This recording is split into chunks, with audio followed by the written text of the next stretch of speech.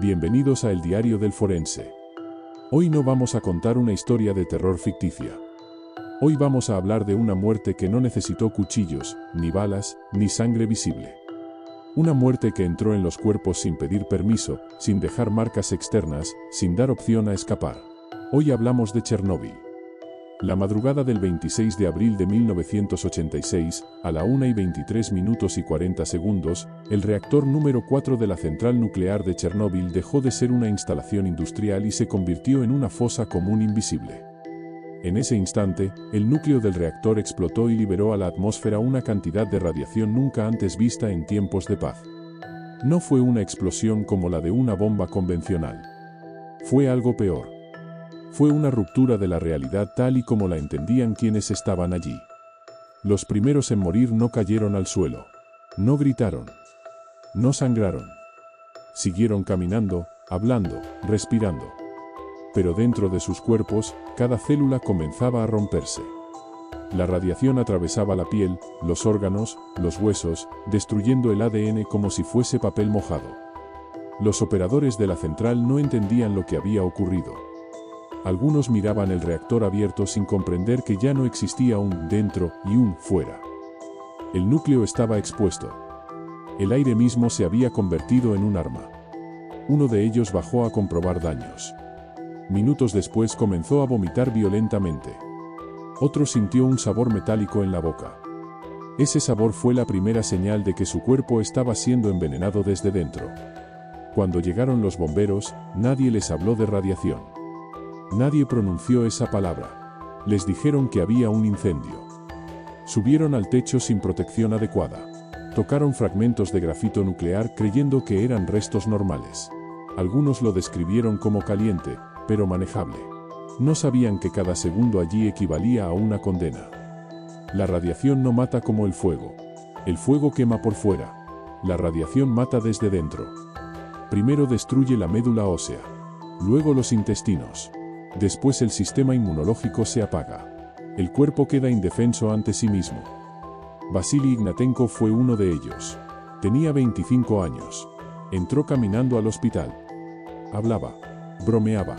A los pocos días, su piel empezó a desprenderse. Sus órganos fallaron uno a uno. Su esposa contó que ya no parecía humano. Que su cuerpo se deshacía mientras seguía vivo. Murió aislado, enterrado en un ataúd sellado con plomo. Incluso muerto, seguía siendo peligroso.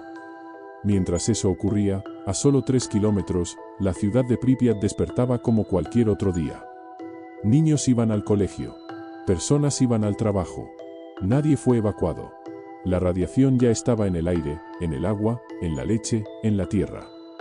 Muchos ciudadanos miraron el reactor arder desde un puente cercano.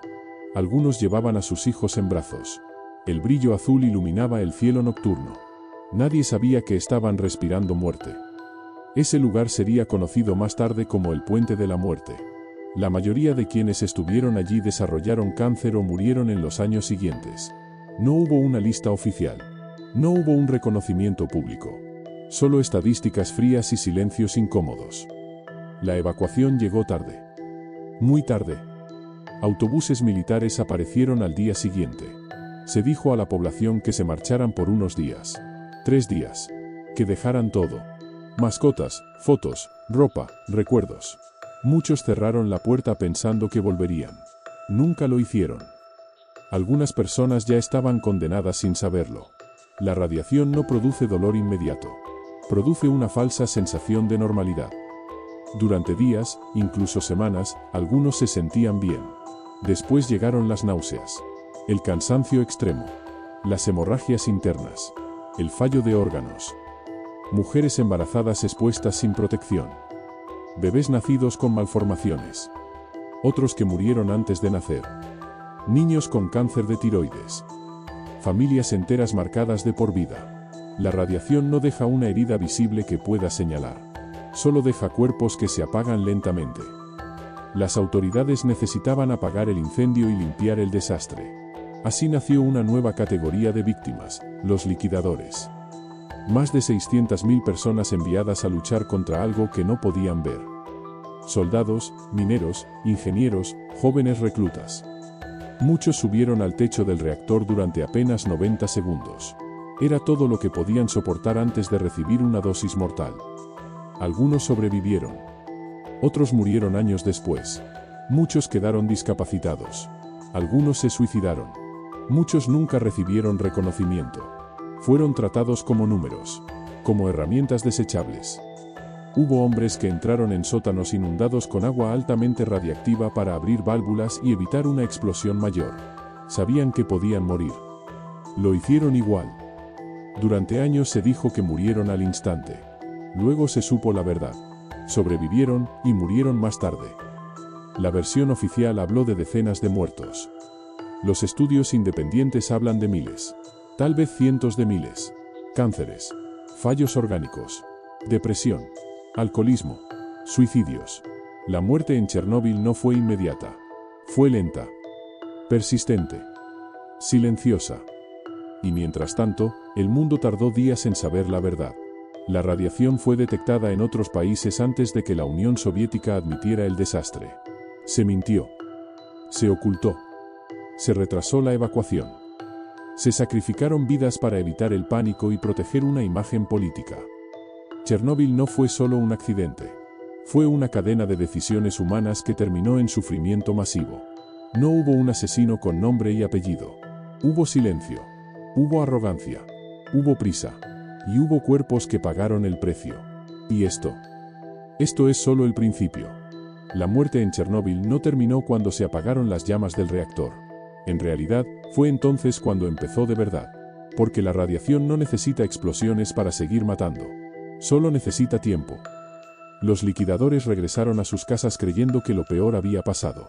Algunos se sentían cansados, otros tenían dolores persistentes, sangrados leves, mareos. Nada que pareciera mortal. Meses después comenzaron los diagnósticos. Leucemias, cánceres agresivos, fallos cardíacos en hombres jóvenes. El cuerpo humano estaba colapsando desde dentro sin que los médicos pudieran hacer nada. Muchos liquidadores contaron que sus dientes comenzaron a caerse, que la piel se volvía frágil, que las heridas no cicatrizaban. Algunos desarrollaron problemas neurológicos. Otros perdieron la memoria. Muchos se volvieron dependientes del alcohol. No por vicio, sino para silenciar el dolor y el miedo constante a lo que vendría después. En hospitales soviéticos, médicos veían morir a personas sin poder decirles exactamente por qué. El diagnóstico real estaba prohibido en muchos casos. Se hablaba de enfermedades inespecíficas. La palabra Chernóbil era un tabú. Decirla era aceptar un fracaso imperdonable. Las mujeres expuestas durante el embarazo dieron a luz niños que nunca tuvieron una oportunidad. Malformaciones graves. Órganos incompletos. Algunos bebés vivieron minutos. Otros horas. Algunos crecieron con discapacidades severas. Muchas madres cargaron con la culpa sin saber que la causa no fue ellas, sino una nube invisible que nadie les advirtió. La radiación se acumuló en la tierra, en los animales, en los cultivos. Se comieron alimentos contaminados durante años. La muerte no llegó de golpe. Llegó en forma de estadísticas que crecían lentamente. De cementerios que se llenaban sin explicación clara. De pueblos enteros marcados por enfermedades que antes no existían. Existen teorías documentadas que cuestionan las cifras oficiales. Algunos estudios hablan de decenas de miles de muertes relacionadas directa o indirectamente con Chernóbil. Otros elevan la cifra mucho más. La dificultad está en algo aterrador: la radiación no deja una firma clara. No puede señalar una tumba y decir con certeza, esta persona murió por Chernóbil. Y eso hace que la tragedia sea fácil de minimizar. Se sabe que el diseño del reactor tenía fallos graves. Se sabe que se realizaron pruebas irresponsables. Se sabe que hubo presión política para continuar. Se sabe que se ocultó información incluso a quienes estaban trabajando dentro de la central. No fue un solo error.